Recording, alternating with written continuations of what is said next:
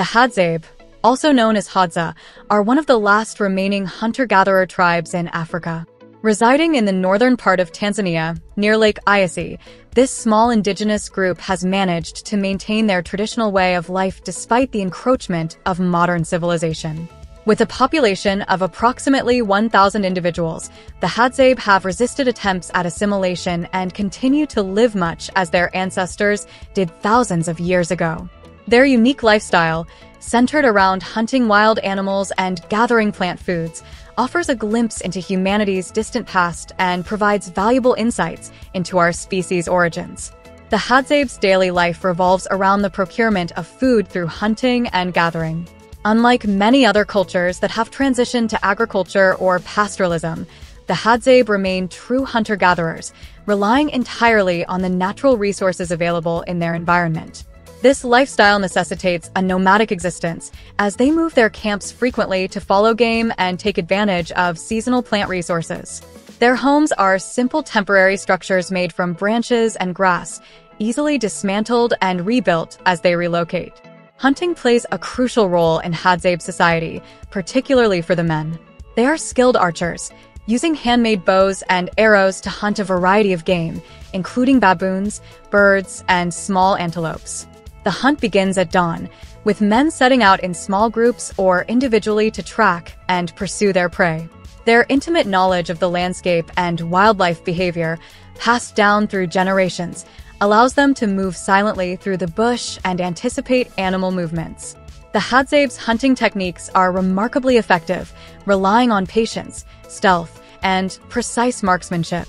One of the most striking aspects of Hadzabe culture is their consumption of raw meat. Unlike many other societies that cook their food, the Hadzabe often eat their prey immediately after the kill, without any preparation. This practice is deeply rooted in their tradition and serves several purposes. Firstly, it provides immediate sustenance to the hunters, who may have expended significant energy during the pursuit. Secondly, it eliminates the need for carrying heavy game back to camp, allowing the hunters to remain mobile and continue their search for more food. Lastly, consuming raw meat soon after the kill ensures its freshness and reduces the risk of spoilage in the hot African climate. The Hadzabe's choice to eat raw meat is not without controversy or potential health risks. Their robust immune systems, developed over generations of exposure to various pathogens, allow them to tolerate raw meat consumption better than individuals from other societies. However, they are not entirely immune to foodborne illnesses, and their life expectancy remains relatively low compared to modern standards. Despite these challenges, the Hadzabe view their dietary practices as an integral part of their cultural identity and connection to the natural world. While men focus primarily on hunting, Hadzabe women are responsible for gathering plant foods, which form a significant portion of the tribe's diet. They collect a variety of wild fruits, berries, tubers, and honey, demonstrating an extensive knowledge of local flora.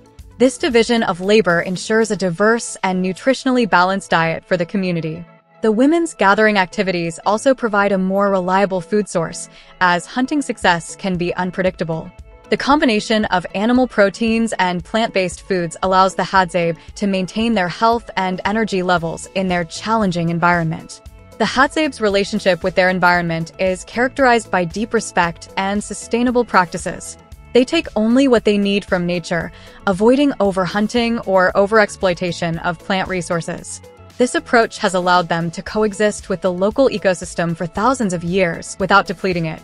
Their intimate understanding of the land and its rhythms is reflected in their spiritual beliefs, which attribute sacred qualities to certain animals, plants, and natural features. Education in Hadzabe society is informal but highly effective. Children learn by observation and participation, gradually acquiring the skills necessary for survival in their environment. Young boys begin practicing with small bows and arrows from an early age, honing their aim and learning to move quietly through the bush. Girls accompany their mothers on gathering expeditions, learning to identify edible plants and locate water sources.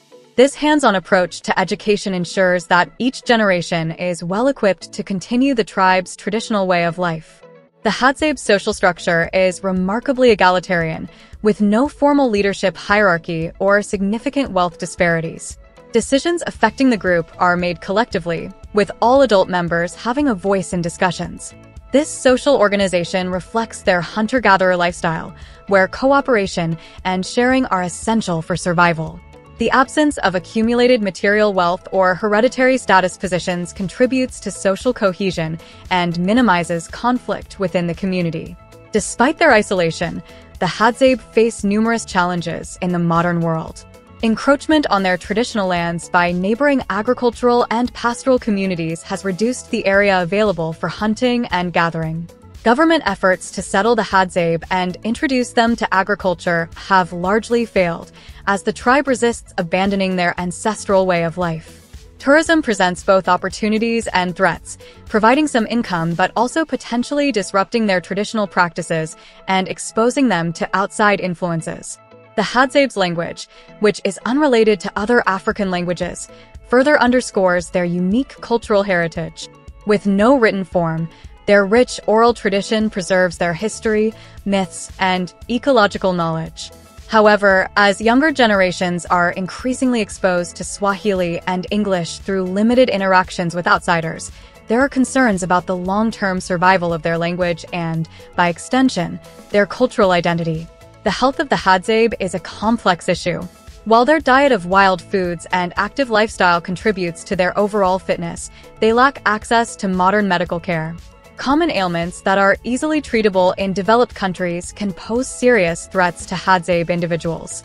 Additionally, their limited contact with outsiders has left them vulnerable to diseases to which they have little immunity.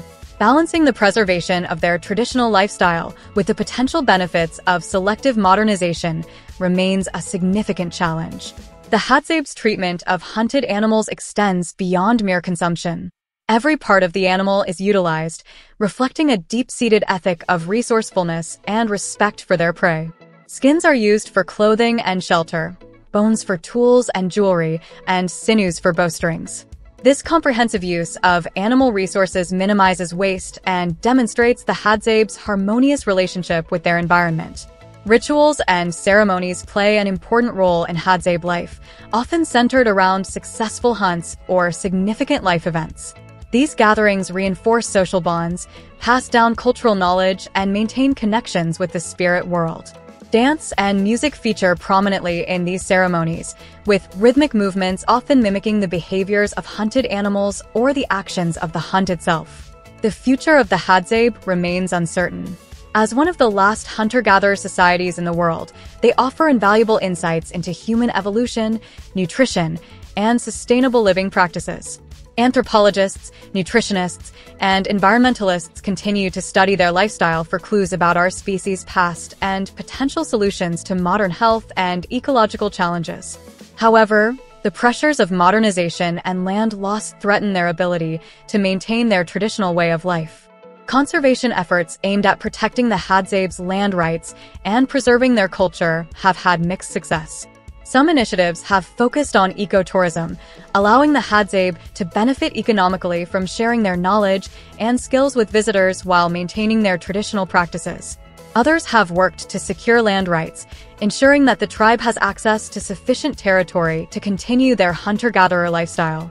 As the world grapples with issues of sustainability, biodiversity loss, and the homogenization of cultures, the Hadzabe serve as a powerful reminder of alternative ways of living. Their ability to thrive in harmony with nature, without the trappings of modern technology or agriculture, challenges our assumptions about progress and human needs. The Hadzabe story is not just one of a unique cultural practice, but a testament to human adaptability and the enduring connection between people and their environment. In conclusion, the life of the Hadzabe tribe, centered around killing and eating raw wild animals, represents a direct link to our species' ancient past. Their practices, while seemingly primitive to outside observers, are the result of millennia of adaptation to their specific environment. As they navigate the challenges of the modern world, the Hadzabe continue to demonstrate the resilience and ingenuity that have allowed them to survive for thousands of years. Their story serves as both a fascinating anthropological study and a poignant reminder of the diversity of human experience and the importance of preserving indigenous knowledge and ways of life.